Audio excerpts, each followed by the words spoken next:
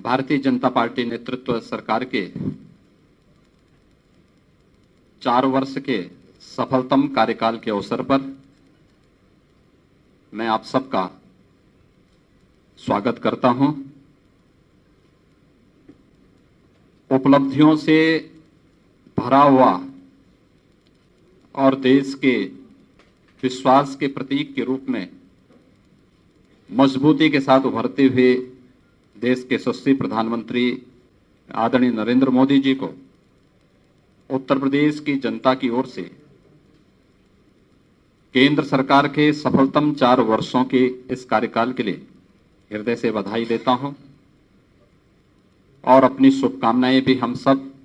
प्रेषित करते हुए उनके यशस्वी नेतृत्व में भारत दुनिया की आर्थिक महाशक्ति के रूप में तेजी के साथ अग्रसर होगा, ये हम सबका विश्वास है। आप सब जानते हैं कि ठीक आज से 4 वर्ष पूर्व जब देश के प्रधानमंत्री पद की शपथ आदरणीय नरेंद्र मोदी जी ने ली थी, उस समय देश के अंदर एक अविश्वास का सा वातावरण था, असुरक्षा का वातावरण था, भ्रष्टाचार चरम पर थी, देश की सीमाएं असुरक्षित थी और देश का एक बहुत बड़ा भूभाग नक्सली हिंसा की चपेट में था, उग्रवाद और अलगाववाद की चपेट में भी था। नौजवान हताश था, किसान आत्महत्या कर रहा था। इस देश में सामाजिक न्याय के नाम पर सामाजिक विघटन कांग्रेस के नेतृत्व में उन तमाम दलों के द्वारा करके जिस प्रकार से सामाजिक ताने बाने को छिन्न भिन्न करने का प्रयास किया गया था, उन परिस्थितियों में आदरणीय नरेंद्र मोदी जी ने देश के प्रधानमंत्री पद की शपथ ली थी। प्रधानमंत्री पद की शपथ लेते ही उन्होंने एक बात स्पष्ट किया था और उस समय उन्होंने स्पष्ट इस बात को कहा था कि हमारी ये सरकार इस देश के 125 करोड़ लोगों के लिए समर्पित होगी। गांव, गरीब, किसान, नौजवान और महिलाएं पहली बार जाति, मत और मजहब से ऊपर उठ करके किसी सरकार के एजेंडे के हिस्से बने थे और घोषणा ही नहीं बल्कि उसके अनुरूप योजनाएं बनाना। आप सब जानते हैं काले धन के खिलाफ एसआईटी का गठन जो पिछली कांग्रेस की सरकार नहीं कर पाई थी, कैबिनेट की पहली बैठक में काले धन के खिलाफ एसआईटी का गठन करके जो कदम श्री नरेंद्र मोदी जी के नेतृत्व में भारतीय जनता पार्टी की सरकार ने उठाया था, उसी की आगे की कड़ी में नोटबंदी की कार्रवाई जो भ्रष्टाचार, आतंकवाद और काला धन पर एक जबरदस्त प्रहार था, वह कड़ी आगे बढ़ती हुई दिखाई दी। मित्रों, आप सब जानते हैं कि इस देश के एक प्रधानमंत्री एक समय अपने लाचारगी दिखा चुके थे कि भारत सरकार अगर 100 रुपये भेजती है तो नीचे तक मात्र 10 रुपये ही पहुंच पाता है। 90 रुपये की जो लीकेजेस थी, इसके बारे में रोकथाम करने के बारे में उन्होंने अपनी लाचारगी दिखाई थी। लेकिन पहली बार हो रहा है जब देश के यशस्वी प्रधानमंत्री के रूप में, देश के प्रधानमंत्री के रूप में श्री नरेंद्र मोदी जी ने इस बात की घोषणा की कि अगर 100 रुपये हम भेजेंगे तो 100 रुपया निचले स्तर पर किसान के पास या जवान के पास अवश्य पहुंचेगा और इसके लिए उन्होंने टेक्नोलॉजी का उपयोग करते डीबीटी के माध्यम से उस धनराशि को उस किसान तक, उस नौजवान तक या समाज के अंतिम पायदान पर खड़े हुए व्यक्ति तक पहुंचाने की मजबूत कार्रवाई की। जनधन योजना से शुरू हुई ये कार्रवाई आज 100 से अधिक उन जन कल्याणकारी, गरीब कल्याणकारी योजनाओं के माध्यम से आम जन को जाति, मत और मजहब से ऊपर उठ करके गांव के विकास के लिए, किसानों के उत्थान के लिए, नौजवान के रोजगार के लिए और समाज के प्रत्येक तबके के उत्थान के लिए निरंतर यह अभियान आगे चल रहा है।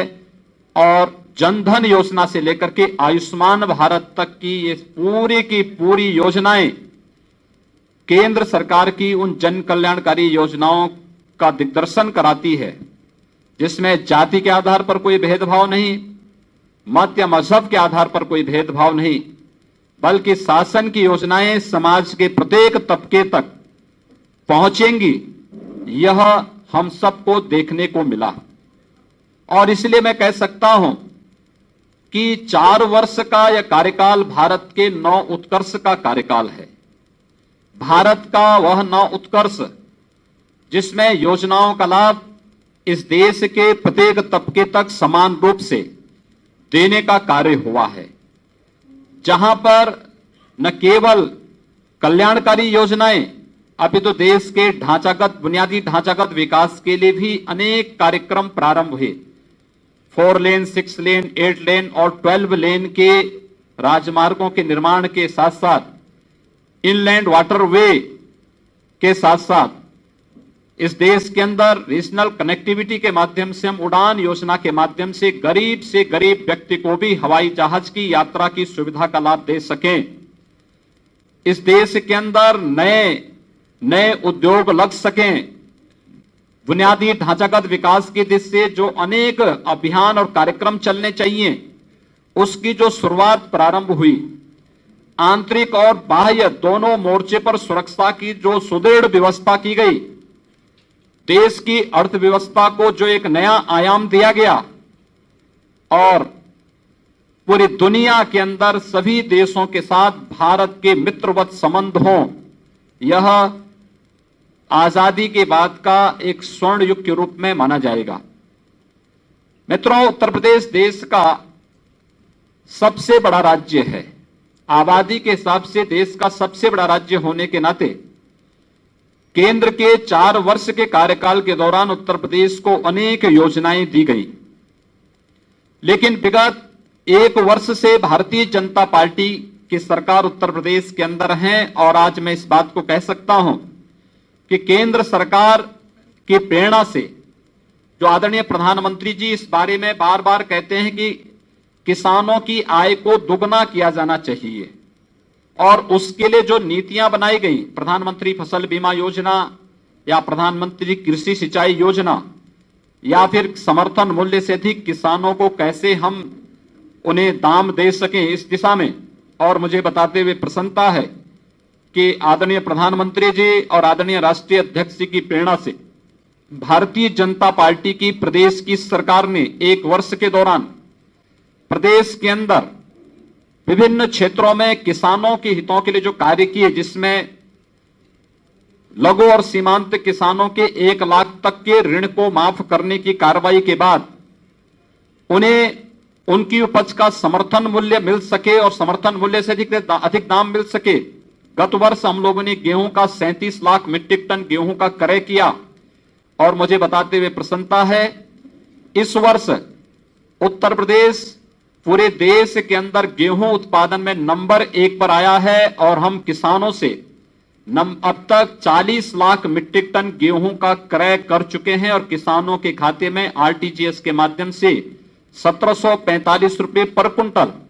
के हिसाब से उनका दाम उनके खाते में सीधे भेज चुके हैं।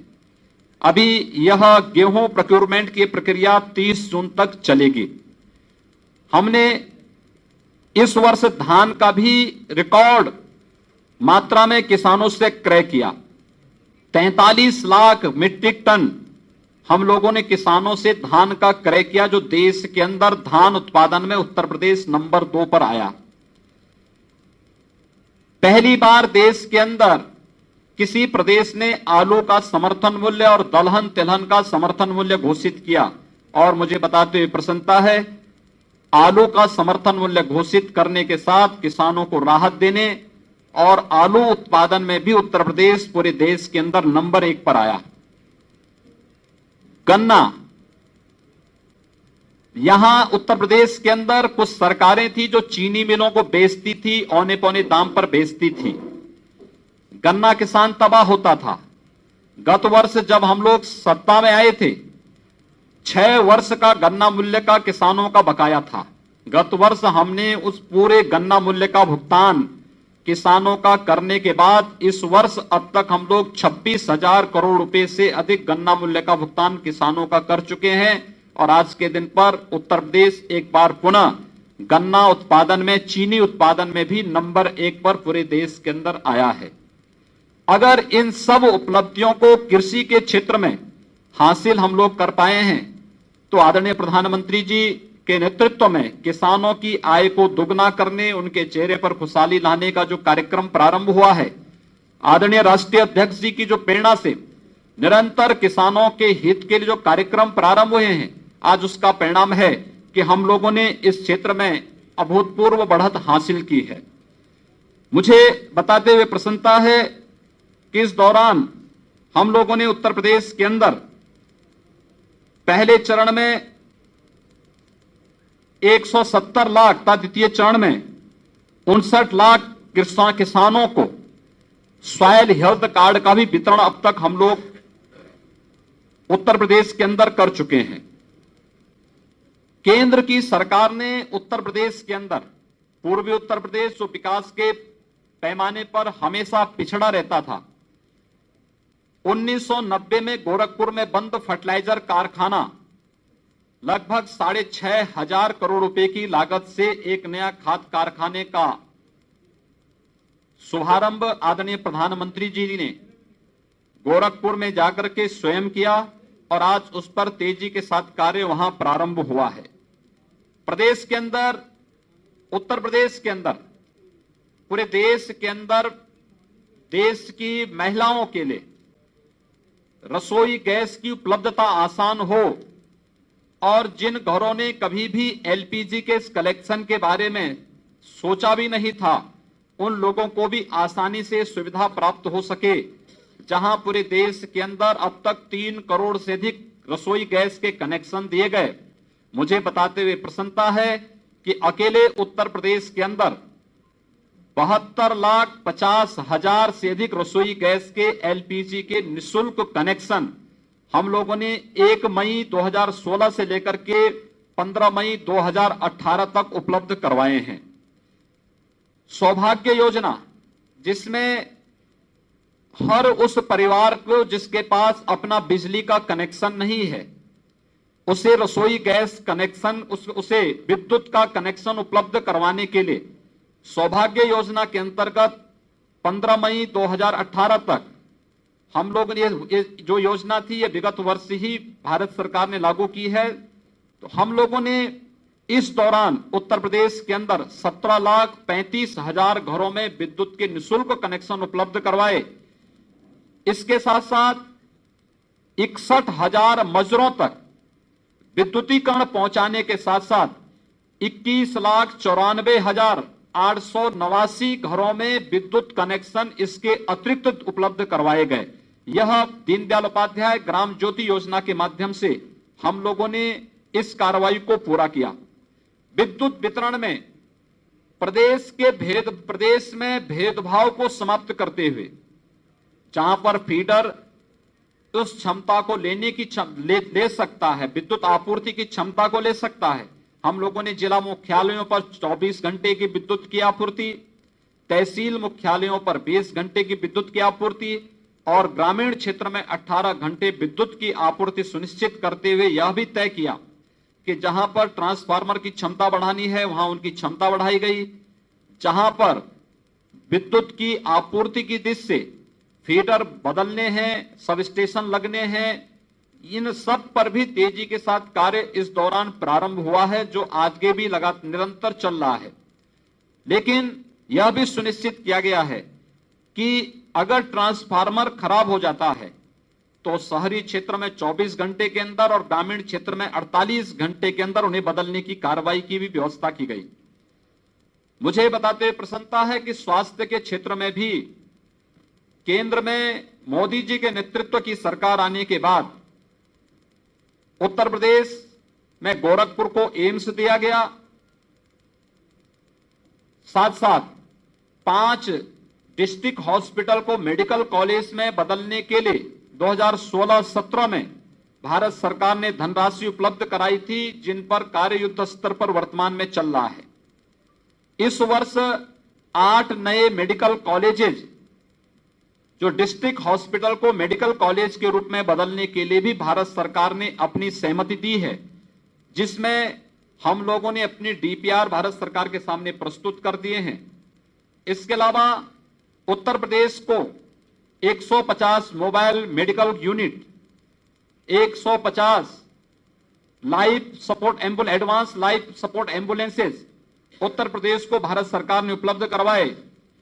108 इमरजेंसी जो मेडिकल ट्रांसपोर्ट सेवा है, इसके अंतर्गत भी 712 नई एम्बुलेंस उत्तर प्रदेश को उपलब्ध भारत सरकार कराने जा रही है। इस मामले में जो सबसे क्रांतिकारी कदम आम गरीब को स्वास्थ्य की बेहतरीन सुविधा उपलब्ध कराने के लिए जो नई एक कार्य योजना भारत सरकार की सामने आई है, आयुष्मान भारत की। और मुझे बताते हुए प्रसन्नता है कि उत्तर प्रदेश के इस योजना के अंतर्गत 1,18,00,000 परिवार यानी 6 करोड़ लोग सीधे सीधे इस योजना से लाभान्वित होने वाले हैं और इस योजना पर तेजी से कार्य चल रहा है। आयुष्मान भारत गरीब को भी प्रतिवर्ष 5 लाख तक की स्वास्थ्य की सुविधा निःशुल्क उपलब्ध कराने की एक अभिनव योजना है, जो स्वास्थ्य के क्षेत्र में एक क्रांतिकारी परिवर्तन इस क्षेत्र में ला सकती है। 7 प्रकार की बीमारियों से बचाव के लिए आदरणीय प्रधानमंत्री जी के नेतृत्व में मिशन इंद्रधनुष की जो कार्रवाई पूरे देश के अंदर प्रारंभ हुई, मुझे बताते हुए प्रसन्नता है कि 1 वर्ष के अंदर उत्तर प्रदेश पूरे देश के अंदर उस लक्ष्य को प्राप्त करने में दूसरे नंबर पर रहा और इस दौरान 45,18,571 बच्चों को तथा 9,32,990 गर्भवती महिलाओं को टीकाकरण सफलतापूर्वक पूरे प्रदेश के अंदर हमने उस लक्ष्य को प्राप्त करने में सफलता प्राप्त की। एम्स रायबरेली यह वर्षों से लंबित चल रहा था। केंद्र सरकार की पहल से आज उस पर कार्रवाई प्रारंभ हुई है और हम लोग विश्वास करते हैं कि जुलाई 2018 में हम एम्स रायबरेली की ओपीडी का कार्य प्रारंभ कर देंगे। प्रदेश के अंदर युवाओं के लिए स्किल डेवलपमेंट का प्रधानमंत्री स्किल डेवलपमेंट के अंतर्गत जो कार्यक्रम प्रारंभ हुए पूरे देश के अंदर यूथ की दृष्टि से वह एक बहुत अच्छी योजना रही है और मुझे बताते हुए प्रसन्नता है कि हम लोगों ने उत्तर प्रदेश के अंदर प्रधानमंत्री स्किल डेवलपमेंट को, वोकेशनल एजुकेशन को, टेक्निकल एजुकेशन को और श्रम विभाग के अलावा अन्य विभागों की सभी योजनाओं को एक साथ जोड़ करके जब कार्य योजना अपनी आगे बढ़ाई, उसके बहुत अच्छे परिणाम आए हैं और उसी का परिणाम है कि उत्तर प्रदेश प्रधानमंत्री स्किल डेवलपमेंट में बहुत अच्छी प्रगति किया है। हम लोगों ने 2017-18 में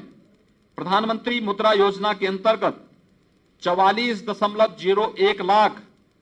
लाभार्थी प्रधानमंत्री मुद्रा योजना से लाभान्वित प्रदेश के अंदर हुए और 21,175 करोड़ रुपए की धनराशि उन लाभार्थियों को विभिन्न वित्तीय संस्थाओं और बैंकों ने उपलब्ध कराई। स्टैंड अप में,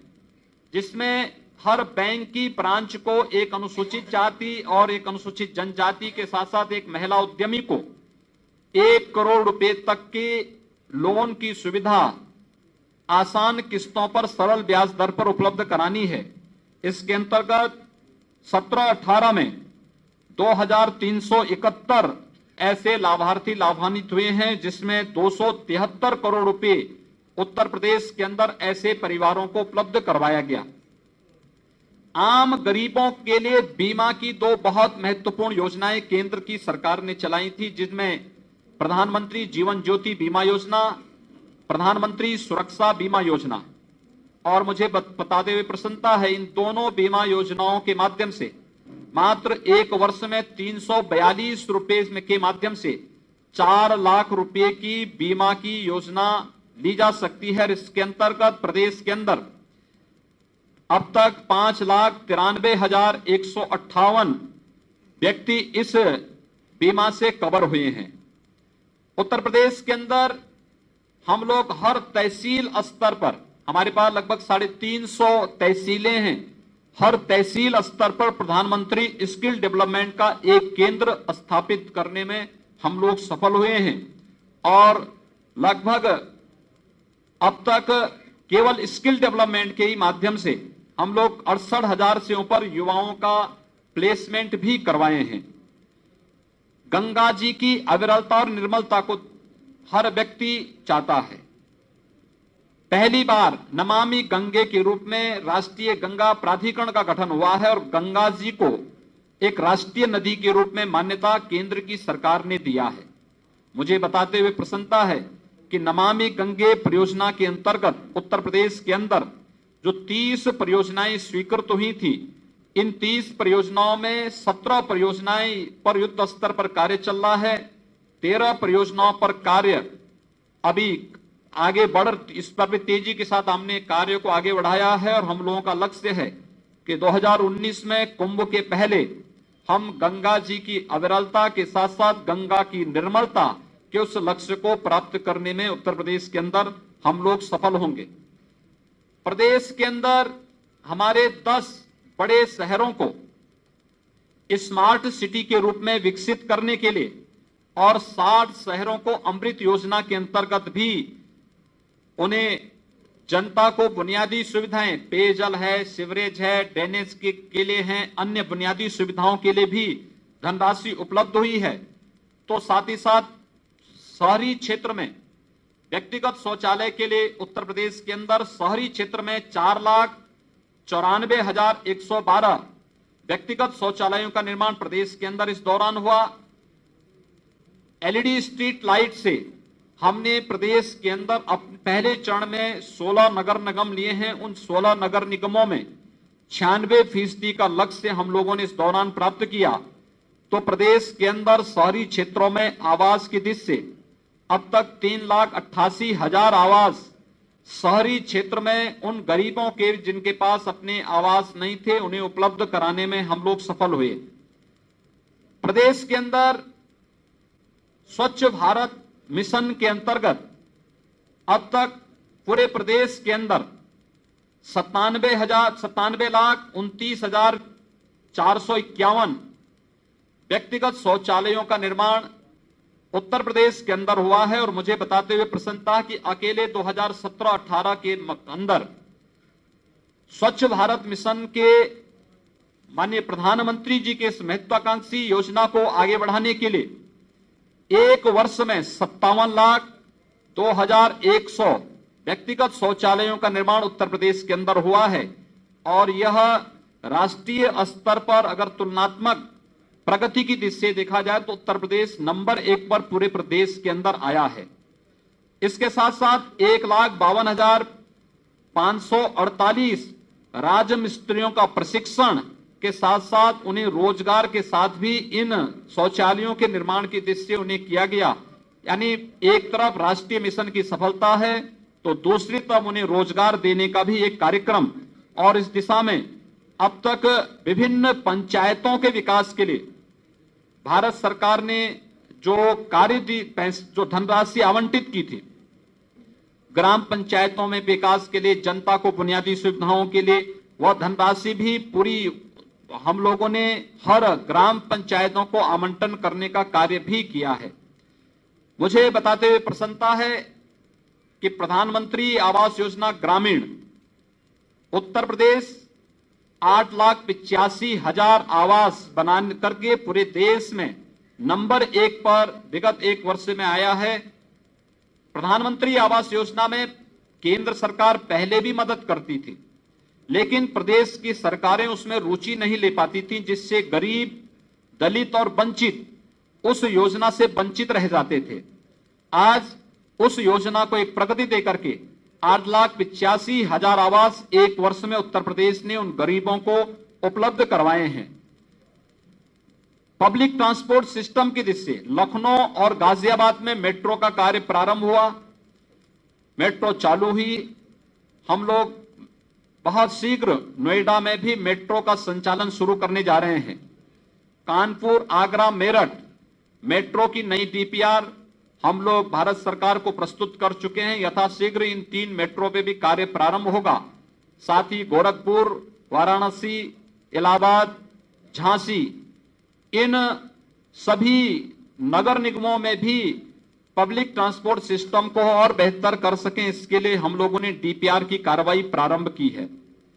उत्तर प्रदेश के अंदर पहली बार राष्ट्रीय जलमार्ग यानी इनलैंड वाटरवे के निर्माण की कार्रवाई प्रारंभ हुई है। हल्दिया से वाराणसी, वाराणसी से इलाहाबाद के लिए यह कार्य पहले चरण में लगभग 1620 किलोमीटर की यह परियोजना प्रारंभ हुई है और इस योजना पर 2400 करोड़ रुपए हल्दिया वाराणसी के बीच और वाराणसी इलाहाबाद के लिए 1800 करोड़ रुपए का प्रावधान भी भारत सरकार ने करके इस कार्य को तेजी के साथ आगे बढ़ाया है। इसमें वाराणसी में एक मल्टी मॉडल टर्मिनल, जनपद गाजीपुर में इंटर मॉडल टर्मिनल, जनपद चंदौली में फ्रेट विलेज बनाने का कार्य तेजी के साथ आगे बढ़ा है। प्रधानमंत्री कृषि सिंचाई योजना के अंतर्गत वर्षों से लंबित सिंचाई की उन योजनाओं को एक नई गति देने का कार्य हुआ है और जिसमें बाण सागर की परियोजना जो मिर्जापुर और इलाहाबाद की दृष्टि से अत्यंत महत्वपूर्ण योजना है, जिसमें लगभग 1.5 लाख हेक्टेयर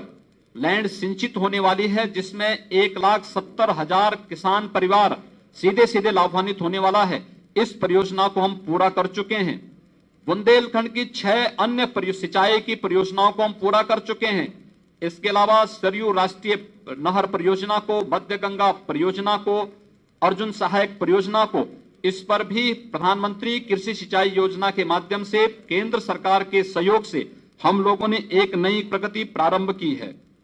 प्रधानमंत्री सड़क योजना के ग्रामीण सड़क योजना में भी प्रदेश ने 4106 किलोमीटर सड़कों का निर्माण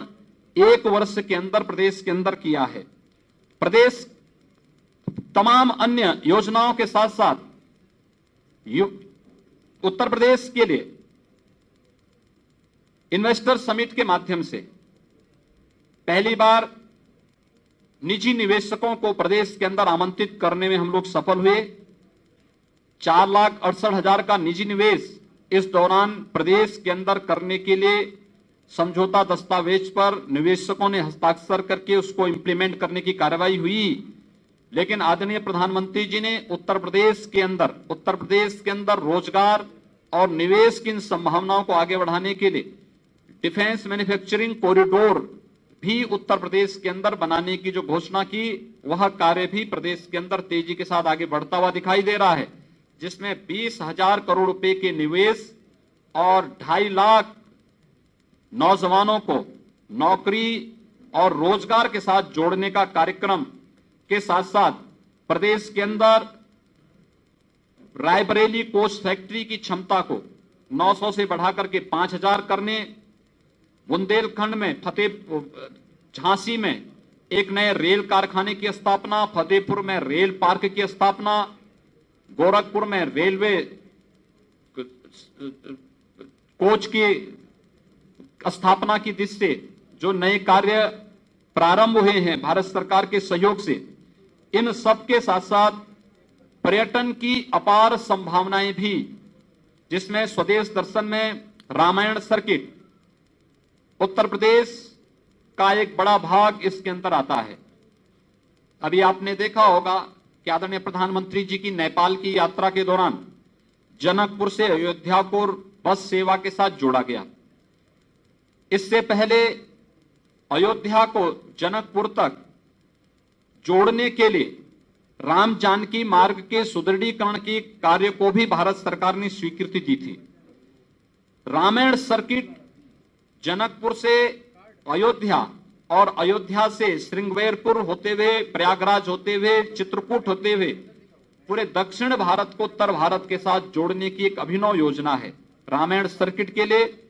कृष्णा सर्किट के लिए, बौद्ध सर्किट के लिए, आध्यात्मिक सर्किट के लिए जो अनेक योजनाएं स्वदेश दर्शन के अंतर्गत बनी हैं, उनकी कार्य योजना और उन पर कार्य भी उत्तर प्रदेश के अंदर अलग अलग क्षेत्रों के विकास की दिशा से प्रारंभ हुआ है। मुझे 4 वर्ष का केंद्र सरकार का यह कार्यकाल एक 4 वर्ष के उत्कृष्टतम कार्यकाल की श्रेणी में रखा जाएगा और मैं कह सकता हूं कि 4 वर्ष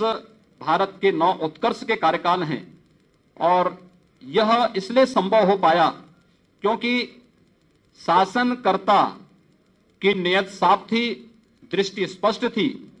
और एक सही दिशा थी और उसी का परिणाम है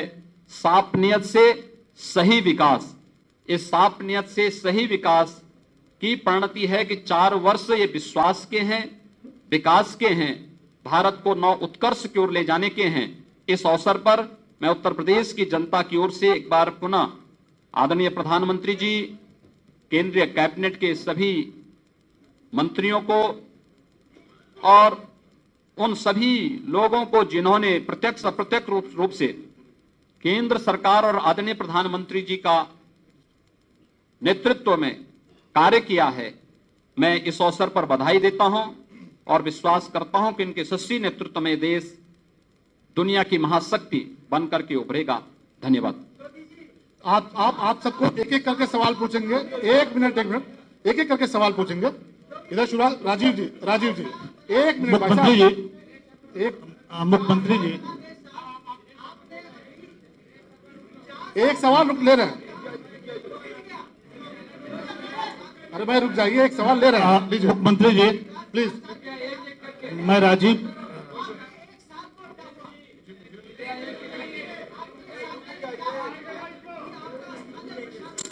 मुख्यमंत्री जी मेरा है छोड़ दीजिए। मुझे लगता है आपको इसके बारे में बाहर चर्चा करनी चाहिए, आपको तैयारी के साथ आना चाहिए। मैं 4 वर्ष 9 उत्कर्ष की बात कर रहा हूं,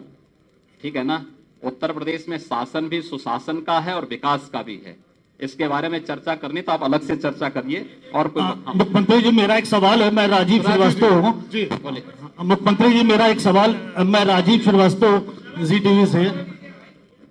जी राजीव। पिछले 3-4 सालों में जिस तरीके से पेट्रोल और डीजल के दाम बढ़े हैं, अभी ट्रांसपोर्टर्स ने कहा है कि 20% वो भाड़ा बढ़ा देंगे। मतलब ये जिस तरीके से महंगाई बढ़ रही, क्या स्टेट कोई इंटरवेंशन करेगा, स्टेट वैट हटाएगा या ऐसा कुछ प्रोग्राम? देखिए,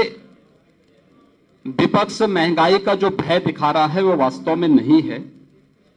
केंद्र सरकार स्वयं इसके बारे में सचेत है और यूपीए सरकार की अगर आप तुलना करेंगे तो पिछले 4 वर्ष में महंगाई की दर को पूरी तरह नियंत्रित किया गया। आवश्यक उपभोक्ता वस्तुओं के दामों को नियंत्रित किया गया। जनता को महंगाई से हर स्तर पर राहत देने का कार्य केंद्र की सरकार ने किया है। मुझे लगता है विपक्ष के पास आप जब कोई मुद्दा नहीं बचा है तो डीजल और पेट्रोल का दाम का होवा दिखा करके वह अनावश्यक रूप से माहौल खराब करने का प्रयास कर रहा है, लेकिन उनकी मंशा सफल नहीं हो